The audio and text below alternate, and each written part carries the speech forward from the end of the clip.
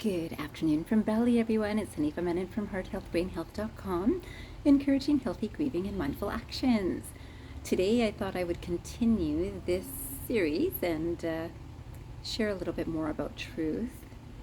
Today, I thought I would let you know that some of this I am learning because this mind is ready to uncover the wisdom within, and I have decided to title this Truth and Lies, and this is Bali Reveals Truth and Lies. So I would like to start with this quotation, which says, authenticity requires vulnerability, transparency, and integrity.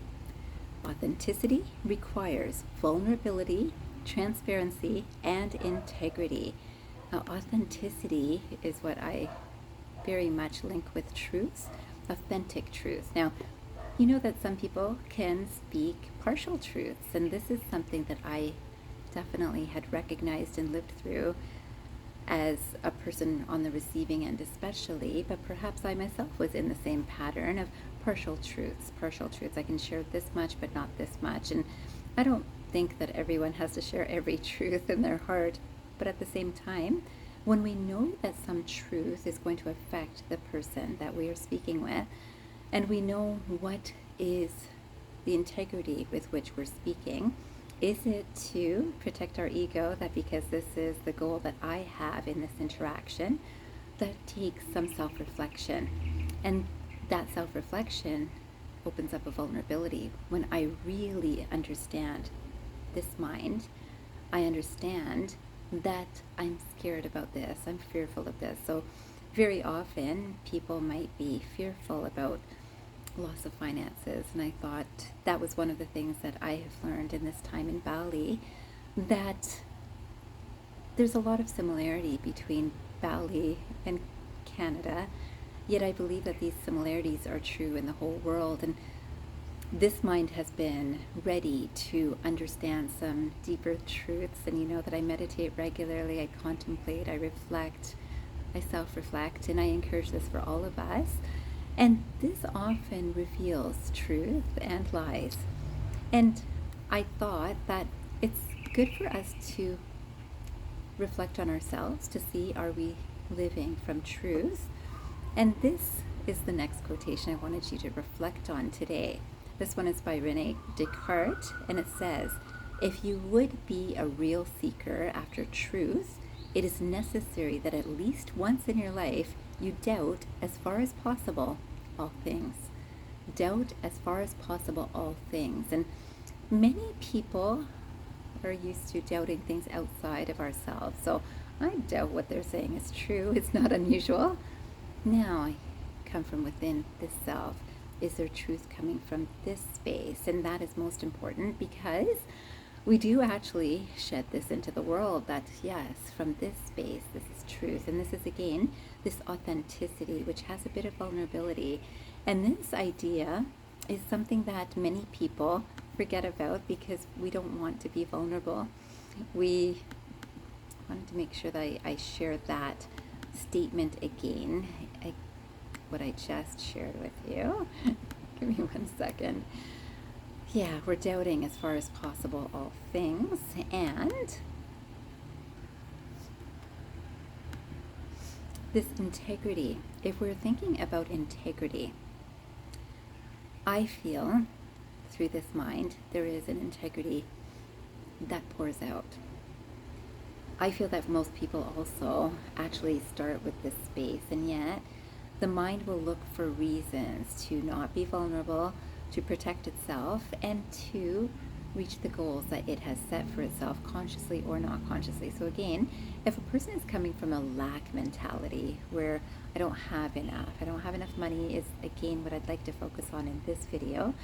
This is such a common theme all around the world. I don't have enough, and I see it here in Bali, and I believe that the blessing of me being here right now is that I get to see how human minds think very similarly. And this whole idea of I need to have this. Now I know when I was in Canada, I definitely love cooking, and I love cooking here too. Here I don't have a big fridge. I have some fridge space, and so I'm very conscious of how much I buy, so it's something that I can use very efficiently, and the market is closed, so I can get new food regularly. In Canada, I might get 2 or 3 times as much as what I need, sometimes more than that, because Costco, you can actually buy things and cheaper by the dozen. And so if things I can store away, I would. And here I can't, because I just do not have the space for it, nor do I have the desire for it today. At the same time, when I reflect on this, I see, oh, it's that fear of not having enough that I've got to make sure I store. And here, I see the same thing. And things here in Bali, in Indonesia, I've seen this, that things are kind of hidden away. So most often it's wealth is hidden away. So whether it's the number of bikes or cars that one particular homestay might have, and I've stayed at many homestays, I've stayed in a few hotels, but definitely many homestays, and I see this as, don't show what we've got, because no one should know that we're okay enough to have this. And yet, is that authentic? And I do not believe so. I feel that this is from self-protection, and this fear of not having something often moves us into this place of self-protection. Now, if we are moving into that place of self-protection, are we speaking truth? I don't believe so. So then are we speaking lies? Perhaps, and again, this is where that space of half-truths start coming in. Well, it's mostly true, or people don't really need to know this, and then we just have to understand, why are we hiding something? So let's say in some places I've gone to, people have had cars and bikes, and I need to get transportation to go to something. And they'll say, oh, here's a driver that can take you to this place. And the truth is, there's people actually at the homestay that could take me to that place. They don't want to. Are they really busy? Not usually. They might be listening to a video. They might be watching something fun on YouTube. They may be just thinking, reflecting, might take a nap, and all of that is fine. The truth is, they could help me. They're choosing not to. So they could help the person that is working for them, and that person will earn money for me paying for a ride.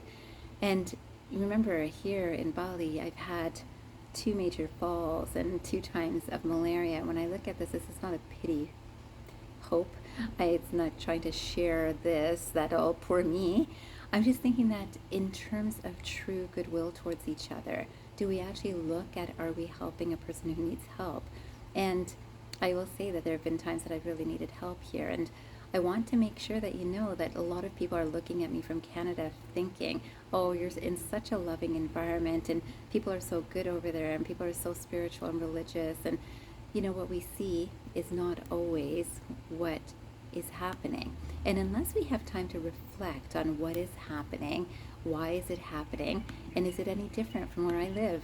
And it isn't. This is what I've had the blessing of being able to see. And no, seeing the truth is not necessarily easy, because there's no part of me that would want to not share the beauty of Bali, the love and the compassion that is here, the goodness that is here. And the same is about Canada, and I believe about the whole world. And I thought this quotation was really important to share with you too. It says, everything will line up perfectly when knowing and living the truth become more important than looking good. Looking good here in Bali, and I think in Canada too, and I believe, again, I could be guilty of this, that this whole idea of, I look good when I look like, I'm worthy of the money you pay me for the work that I actually do for you, because I don't have, a nice car, which I did. And again, I'm scared that you see my car and you think I'm doing fine, and I'm leasing the car, and I feel that I deserve that car, so I'm willing to pay a higher lease to have the car that I'd like. But if you see that car, maybe you won't come to me as a client, because, oh, that's where my money is going, is how I feel.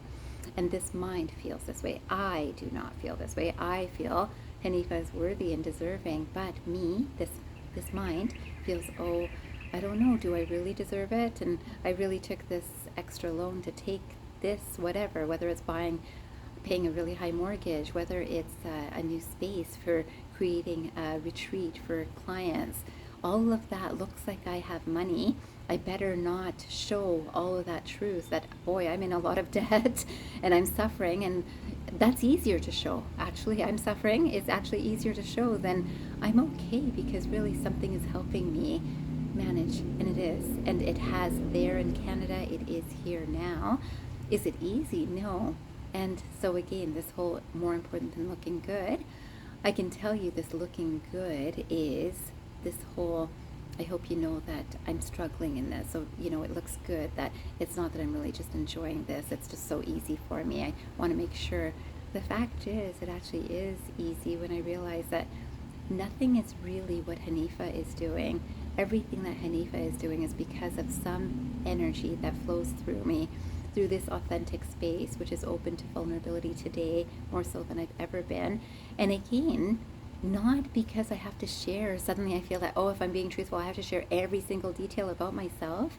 What I do know is that I speak truth, and truth where it matters. Now, do you speak truth where it matters? Because you will know where it's important. So I'll make sure that you know that in Bali, in Indonesia, there have been places that I've stayed at that I've had many cold showers here. And these cold showers, I've discovered over time that, wow, it only took a push of a button to have hot showers, but wherever I'm staying might have chosen not to in that time. Later, I've learned that this is a possibility.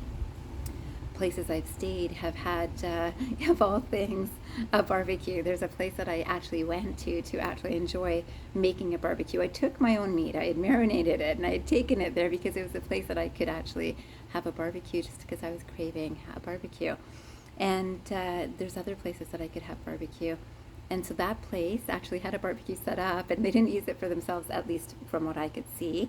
But they definitely used it to treat me to a barbecue. And then there are places that have barbecues, and they actually use the barbecue in front of me, and they know that I would like to use it and have never offered that generosity. Is that generous? Because I even offer to pay for gas, offer to even buy my own barbecue, and people have shown me, oh, do you want to use this? It's not a barbecue. And yet the people that are showing me this actually have 3 barbecues in their own homestay. And this is so interesting because they'll actually use the barbecue right in front of me, and at a time that I'm cooking, and will not offer that, would I say luxury? I'll say generosity to me. And this is just basic. It's just basic. And so I have no idea about the full gamut of reasons that could come up behind someone, whether speaking an untruth of we don't have a barbecue, and I see that there are, or someone just generously sharing truth that, yeah, you know what? We do have one. It'll take us a little while to set it up, and we'd have to get gas. Is that okay for you? That's just truth, and then following through on it. And so beautiful.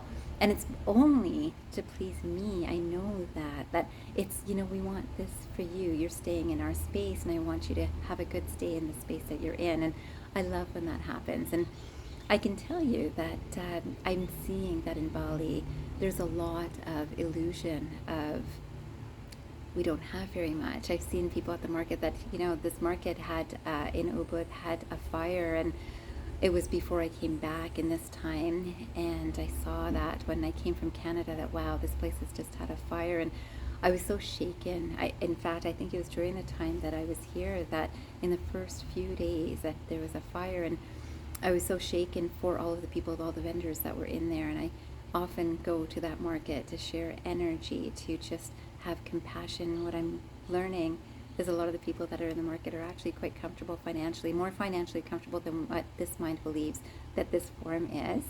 Yet the generosity, it comes through a few.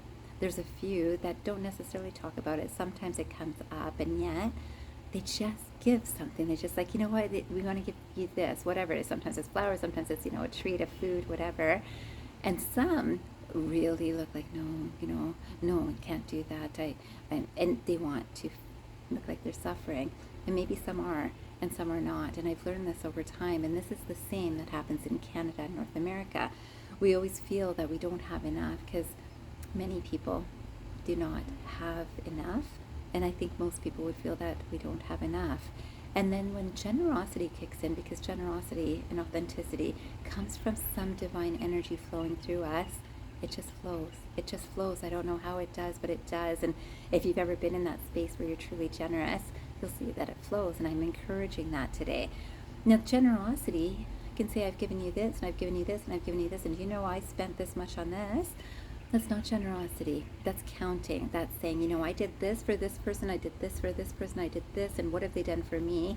Counting like that and measuring is not generosity. It's not authentic. It's not divine energy. It might be generosity of some financial thing in the moment, and that's beautiful. It's a giving space for sure.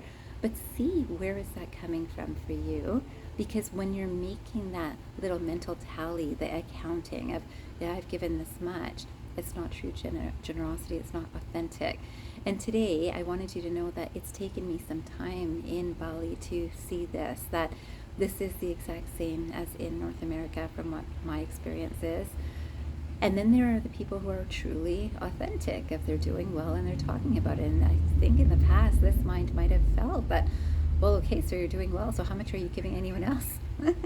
So of course this is that judgmental space, and I might say that I would look at someone like Oprah and think, wow, she's got so much money, she can give all these free things on her shows to, you know, so many people. There's cars that she gives, there's TVs that she's giving, and I would just like a time to speak on her show.